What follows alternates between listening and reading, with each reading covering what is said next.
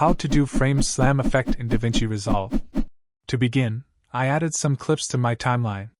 Select all your clips. Right-click on one of them and choose Change Clip Duration. Click on Frames and set duration to 10 frames. Now from Edit menu choose Delete Gaps. With this handle zoom into timeline. Drag the second video to track above and with comma key bring it 3 frames backward. Do this for all of your clips.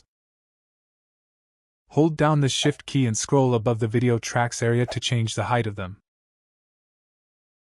Go to Effects panel, click on Open FX, and search for Transform.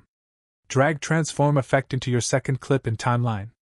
Move the playhead to the start of your second clip, select it, open up Inspector panel, and click on Effects tab. Set position X to -1 and click on diamond button next to it to create a starting keyframe. Move the playhead 3 frames forward and set position X to 0 to create another keyframe. Expand animation and increase motion blur to 1. Right-click on the second video and choose Copy. Select other clips except clips 1 and 2, right-click, and choose Paste Attributes.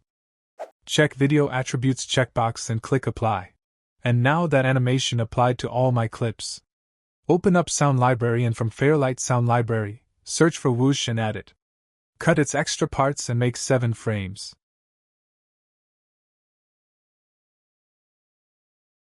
Hold down the Alt key and drag it to duplicate it.